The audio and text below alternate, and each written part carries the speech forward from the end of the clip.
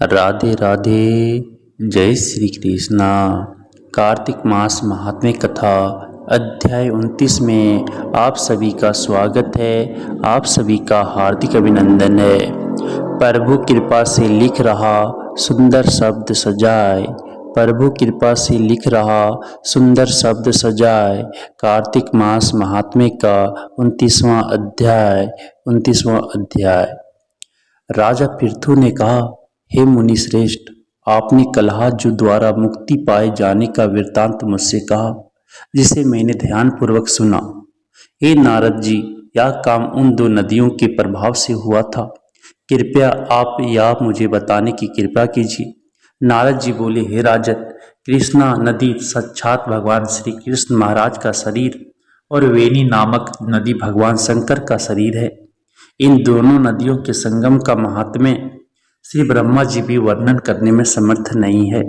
फिर भी चूंकि आपने पूछा है, इसलिए आपको इनकी उत्पत्ति का वृत्तांत सुनाता हूँ। ध्यान पूर्वक सुनो।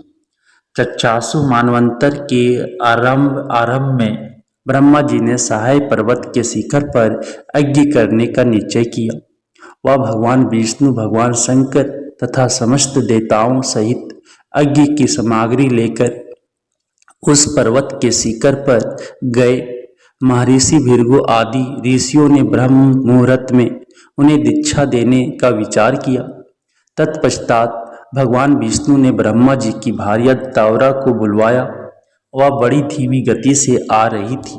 इसी बीच में भृगु जी ने भगवान विष्णु से पूछा, हे प्रभु, आपने तावरा को शीघ्रता से बुलाया था, वह क्यों नहीं आई? ब्रह्म मुहूर्त निकल जाएगा। इस पर भगवान विष्णु बोले, यदि तावरा अथा संभव यहाँ नहीं आती है तो आप ज्ञात्री को ही स्त्री मानकर दीक्षा विधान कर दीजिएगा। क्या ज्ञात्री पुण्य कर्म में ब्रह्मा जी की स्त्री नहीं हो सकती? नारद जी ने कहा, हे राजन, भगवान विष्णु की इस बात का समर्थन भगवान शंकर जी ने भी किया। यह बात सुनकर भृगु जी ने ज्ञात्री को ही ब्रह्मा जी की दाईं ओर बिठाकर दीक्षा विधान आरंभ कर दिया। जिस समय ऋषि मंडल ज्ञात्री को दीक्षा देने लगा, उसी समय तावरा भी यज्ञ मंडल में आ पहुंची। ब्रह्मा जी के दाईं ओर ज्ञात्री को बैठा देखकर ईर्ष्या से कुपित होकर तावरा बोली, जहां अपूज्यों की पूजा और पूज्यों की अप्रतिष्ठा होती है, वहां पर दुर्भिक्ष, मृत्यु या भय तीनों अवश्य हुआ करते हैं। यह ज्ञात्री ब्रह्मा जी की दाईं ओर मेरे स्थान पर विराजमान हुई है, इसलिए यह अदृश्य बहने वाली नदी होगी।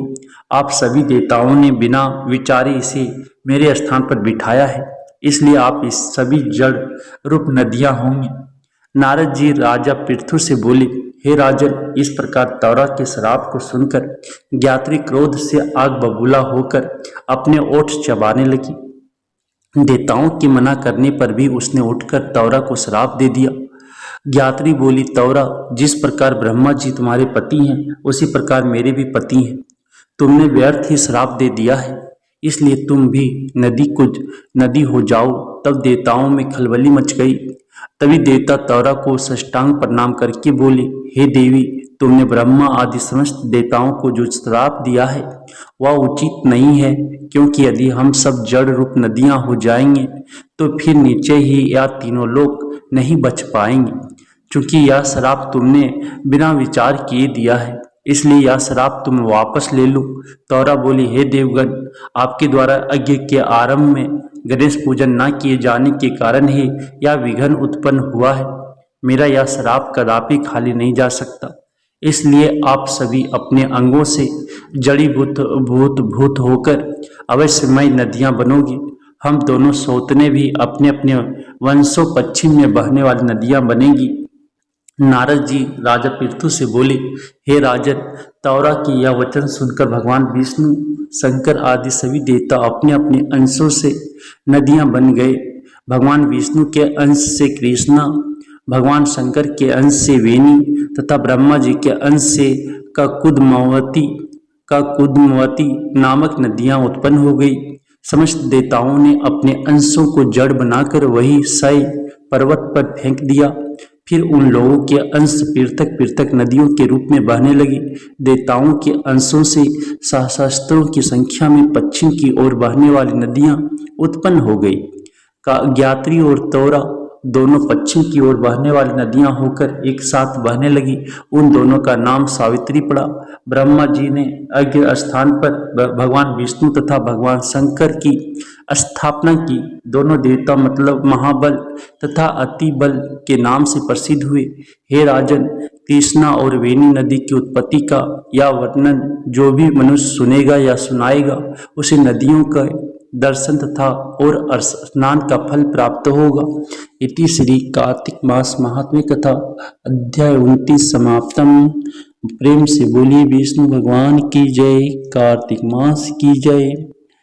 राधे राधे, जय श्री कृष्णा।